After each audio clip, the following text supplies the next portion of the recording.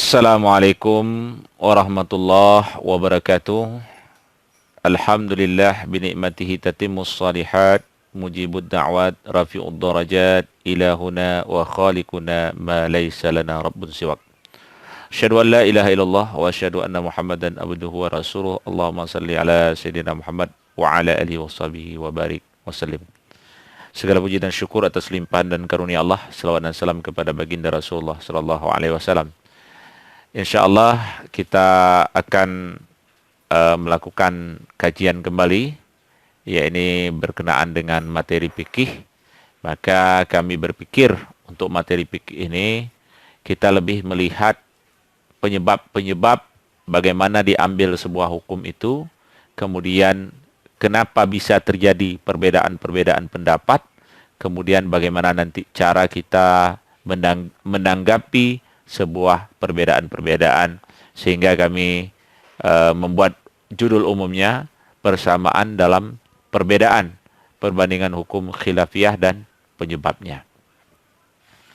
Yang pertama sekali, adik-adik yang berbahagia, kita pernah mendengar namanya khilafiyah atau ikhtilafiyah. Sebagian ulama mengatakan khilaf dan ikhtilaf itu, mayoritas bukan sebagian, mayoritas ulama mengatakan khilaf dan ikhtilaf itu satu kata. Artinya perbedaan di dalam mengambil sebuah hukum yang memang belum disepakati. Ada juga yang mengatakan ikhtilaf dan khilaf itu beda. Bedanya ikhtilaf itu maksudnya sama tapi caranya berbeda, sedangkan khilaf maksud dan tujuannya berbeda. Ada yang mengatakan demikian. Ada yang mengatakan ikhtilaf itu tujuannya mencari persamaan, sedangkan khilaf itu tidak mau mencari persamaan. Tapi secara umum, para ulama mengatakan tidak ada perbedaan antara kata khilaf dan kata ikhtilaf. Kita sama-sama pernah mendengar bahwa perbedaan itu, ikhtilaful ummati rahmah, artinya perbedaan pendapat itu membawa rahmat bagi umatku, kata Rasulullah sallallahu alaihi wasallam. Kadang-kadang ada juga yang berkata, kok bisa perbedaan membawa rahmat? Contohnya begini. Kita ambil sebuah contoh di dalam cara berwudu. Ini imam-imam mazhab ini kan berbeda-beda. Imam Syafi'i mengatakan mengusap kepala itu cukup 3 helai saja. Menurut Imam Hanafi sebagian. Menurut Imam Maliki seluruhnya. Nah, jadi di sini kita kan ada pilihan. Mau milih mengikut Imam Syafi'i, mau mengikut Imam Hanafi, atau mau mengikut Imam Maliki. Ada di sini pilihan-pilihan alternatif. Namun di dalam pilihan-pilihan ini terkadang juga ini dipengaruhi oleh kebiasaan. Kalau kita biasa dengan mazhab Syafi'i, mungkin kita agak risih dengan mungkin mazhab yang lain. Atau sebaliknya kita biasa Hanafi, seperti umpamanya dalam mazhab Syafi'i pada saat subuh itu berkunut, sedangkan di dalam mazhab Hanafi kunut subuh itu tidak ada. Sama dengan saya, pada saat saya berada di pesantren dulu, hampir setiap pagi itu selama 6 tahun lebih kurang senantiasa melakukan kunut subuh. Namun berbeda situasinya pada saat saya berada di Mesir. Saya sering melaksanakan salat subuh berjamaah, tetapi tidak dengan imam yang membaca kunut, karena berketepatan imam yang di sana itu menggunakan mazhab Hanafi. Jadi ini perbedaan-perbedaan mungkin banyak sekali yang kita lihat dalam kehidupan sehari-hari kita, adik-adik yang berbahagia yang dirahmati Allah Subhanahu wa taala. Jadi perbedaan ini menjadi fitrah, artinya menjadi hal yang lumrah, menjadi hal yang wajar. Namun yang penting di sini bagaimana kita mensikapi perbedaan-perbedaan ini. Nah, karena kadang-kadang sebagian orang berpikir ta'assub. Ta'assub ini artinya dia menganggap pendapat saya yang benar, pendapat orang lain semua salah. Kalau dia berkunut, dia menganggap orang yang tidak berkunut salah. Kalau dia tidak berkunut, dia menganggap orang yang berkunut salah. Ini hal yang keliru. Kalau dia Muhammadiyah, mungkin dia menganggap organisasi selain dia itu salah, atau dia NU menganggap yang lain salah. Padahal jangan seperti itu kita cara berpikirnya. Tapi kita berpikir Pendapat saya ini benar, tetapi pendapat orang lain juga belum tentu salah. Nah, artinya pendapat ini cocok dengan saya, ini belum tentu cocok untuk orang lain. Ini cara pandang kita. Yang pertama sekali, kita akan membahas kenapa muncul banyak perbedaan atau khilafiyah atau ikhtilaf. Jadi kita sama-sama paham bahwa sumber hukum itu dari Al-Quran, dari Sunnah, Qiyas, dan Ijma. Nah, jadi kenapa terjadi perbedaan? Ya, sebenarnya di hal-hal usul, hal pokok kita tidak terjadi perbedaan pendapat. Namun terjadi perbedaan pendapat ini di bagian furu atau bagian cabang. Di antara penyebab perbedaan ini, pemahaman di dalam memahami bahasa. Di dalam Al-Quran itu ada kata-kata kuru umpamanya.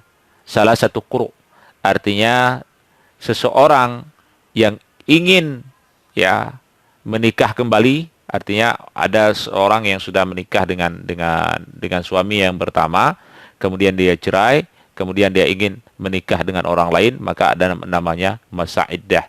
Maka di dalam masa iddah ini dikatakan salah satu kuru, 3 kali kuru. Kuru ini para ulama berbeda di dalam memahami kuru. Ada yang mengatakan kuru itu artinya suci, ada yang mengatakan kuru itu artinya haid. Kalau mengatakan suci, itu akan berbeda hukumnya dengan yang mengatakan 3 kali haid. Karena orang biasanya lebih duluan haid baru suci. Jadi jatuh hukumnya nanti akan berbeda. Kemudian yang kedua, perbedaan di dalam periwayatan hadis. Ada sebuah hadis, menurut sebagian ulama hadis ini muttasil, artinya bersambung. Tetapi menurut ulama yang lain, hadis ini terputus. Selanjutnya yang kedua, perbedaan yang ketiga, perbedaan kaidah-kaidah usul. Umpamanya am yang dikhususkan. Sebagian pendapat menganggap bahwa am ini tidak ada pengkhususannya. Kemudian ijtihad dengan kias. Jadi para ulama hukum kias itu artinya kita menyamakan sebuah hukum dengan hukum yang lain. Kita ambil sebuah contoh ganja umpamanya. Ganja dulu pada masa Rasulullah SAW ini tidak ada dan tidak ada dijelaskan dalam Al-Quran, tidak dijelaskan dalam hadis. Kemudian para ulama mengatakan bahwa ganja ini haram. Maka di sini digunakan adalah hukum kias. Artinya disamakan antara ganja ini, dilihat persamaannya dengan minuman khamar atau yang memabukkan. Persamaannya apa? Sama-sama memabukkan, khamar hukumnya haram, kemudian memabukkan, kemudian ganja juga sifatnya memabukkan berdasarkan penelitian dan rekomendasi dari ahli kesehatan. Maka para ulama mengatakan bahwa illah ganja ini, sebab diharamkan ganja ini sama dengan diharamkannya minuman khamar, yaitu karena memabukkan. Namun dalam illah ini terkadang para ulama berbeda-beda di dalam menentukannya. Selanjutnya sumber hukum yang diakui seorang mujtahid ini juga berbeda-beda. Jadi ada 4 hukum yang kita sepakati, Al-Quran, yang kedua sunnah, yang ketiga ijma', yang ketiga qiyas. Namun ada hukum-hukum yang lain yang namanya istihsan, istishab, maslahah mursalah, qaul sahabi, dan sebagainya. Ini nanti bisa dilihat apa itu definisi istihsan, apa definisi maslahah mursalah, dan sebagainya. Selanjutnya bagaimana sejarah terjadinya ikhtilaf. Ikhtilaf di kalangan muslimin terjadi sejak sahabat besar berpindah dari kota sebelumnya. Umpamanya pada saat Rasulullah SAW hidup, itu sahabat kan mayoritas tinggal di Madinah Al-Munawwarah. Setelah Rasulullah SAW meninggal dunia, ini sahabat menyebar. Ada yang ke Mesir, ada yang ke Yaman, ada yang ke Syria, ada yang ke Irak, ada yang ke Persia.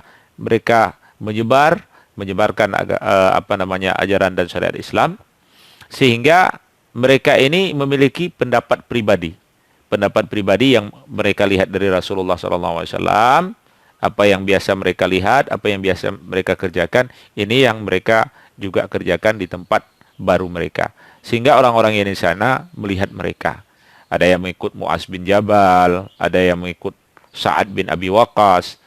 Sedangkan mereka ini ada sedikit perbedaan-perbedaan di dalam, umpamanya dalam melaksanakan salatnya ada sedikit berbeda, cara berwuduknya ada berbeda, sehingga orang-orang yang di sana melihat berbeda dan mengamalkan sesuai dengan apa yang mereka lihat dari sahabat tersebut. Kemudian mana contoh ikhtilaf?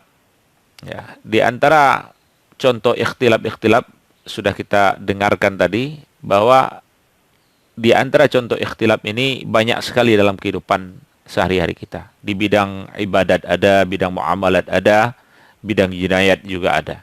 Kalau di bidang ibadat, kita ambil saja mengenai niat saja. Niat ini, apakah niat itu harus beriringan dengan pekerjaan atau tidak? Ini terjadi perbedaan pendapat. Yang lumrah di kalangan masyarakat kita, kalau kita mau salat, kita membaca usalli fardhu zuhri arba rakaatin mustaqbilal qiblati lillahi ta'ala. Ini biasa kita membaca usalli. Nah, ini nanti talafuz bin niat juga, mengucapkan niat juga berbeda pendapat. Tetapi yang menjadi perbedaan pendapat juga yang sangat dominan kita lihat, apakah niat itu harus selalu beriringan dengan pekerjaan atau tidak? Harus beriringan dengan pekerjaan. Dalam mazhab Syafi'i, dia harus beriringan dengan pekerjaan. Sehingga niat dalam mazhab Syafi'i itu, orang kalau mau salat, Allahu Akbar. Di Allahnya itu dia membaca dalam hatinya, lisannya mengatakan Allahu Akbar, dalam hatinya dia mengucapkan usalli fardhu zuhri arba rakaatin, atau dalam hatinya dia mengatakan sengaja saya salat zuhur 4 rakaat karena Allah Ta'ala. Nah, dalam mazhab Hanafi tidak mesti, tidak harus sesuai. Kalau kita sudah niat di rumah, begitu kita masuk ke tempat sholat, kita langsung angkat tangan tanpa diniatkan lagi pun tidak menjadi masalah. Ini perbedaan.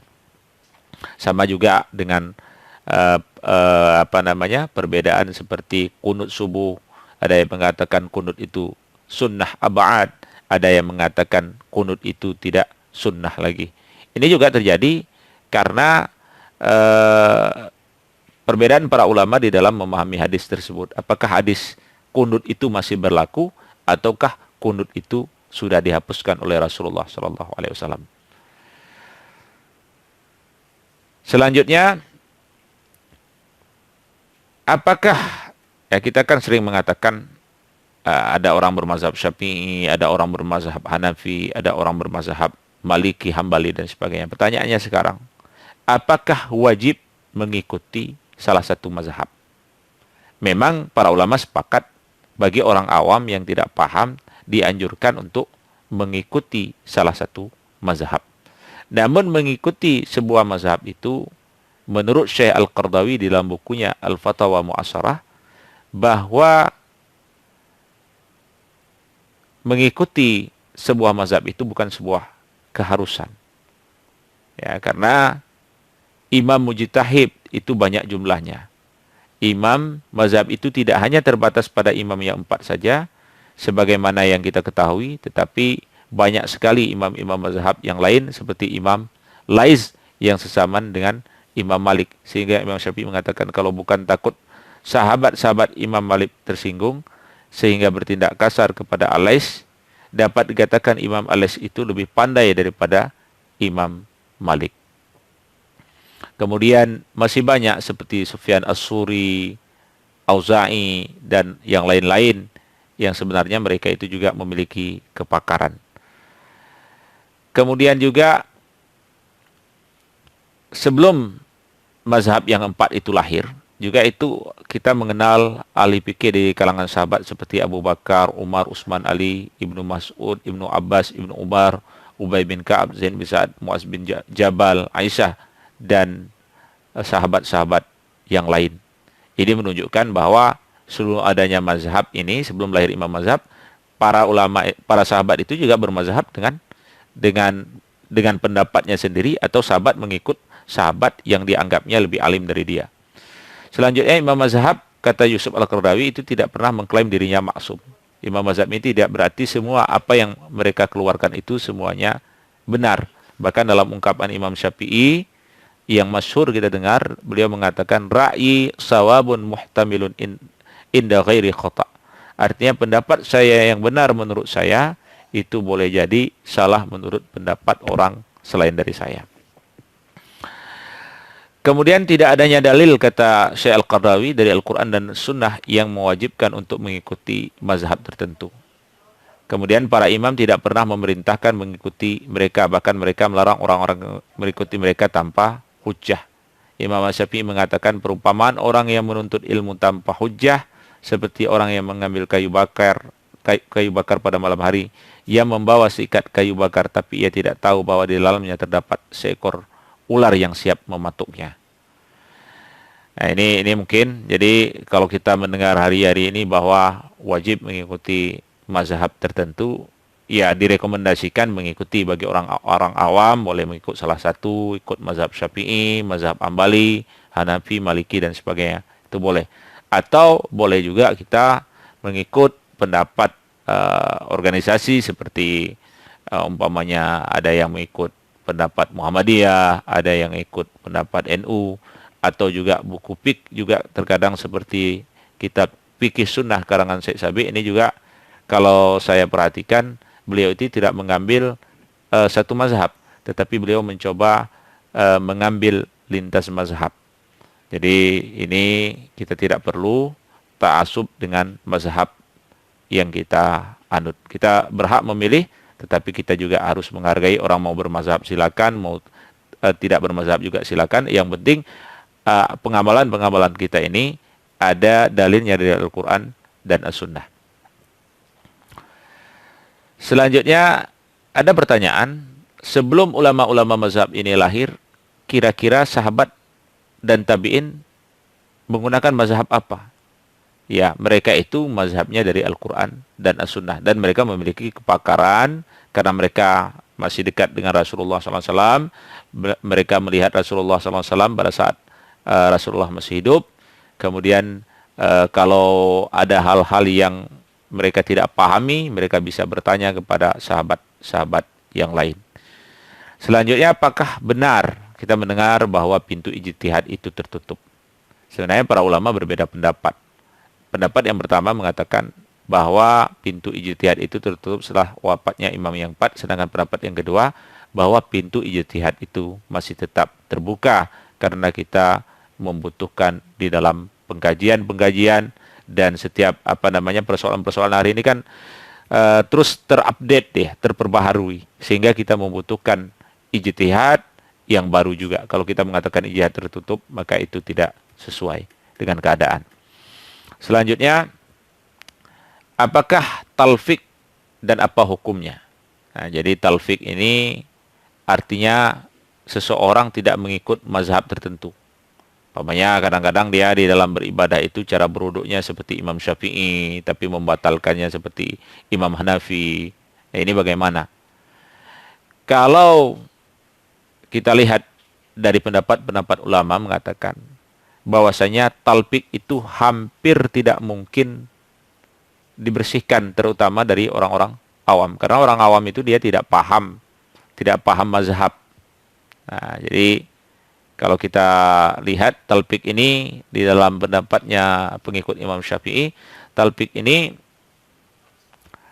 boleh-boleh saja, ya, artinya boleh. Nah, terutama bagi orang-orang yang awam, yang tidak paham. Nah, karena pada yang penting ya talfik yang dilakukan ini berdasar, artinya tidak sekehendak hatinya, tetapi ada dalil dari hadis ataupun dari Al-Quran.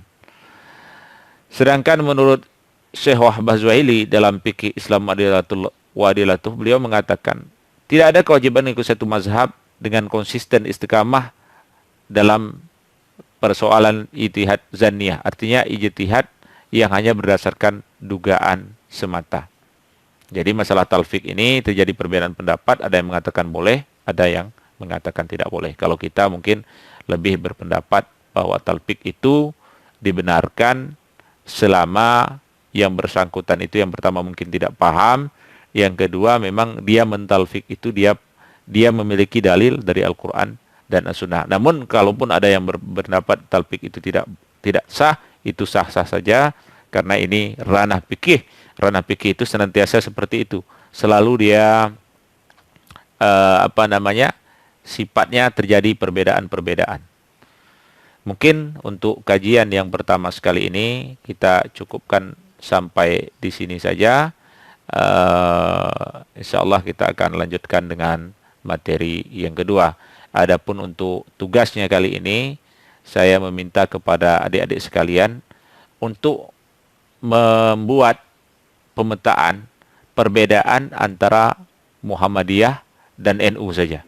Apa perbedaan antara Muhammadiyah dan NU dari sisi pengambilan hukum, serta berikan nanti satu contoh konkretnya saja. Mungkin ini saja. Hadanallahu ikum ajmain. Assalamualaikum warahmatullahi wabarakatuh.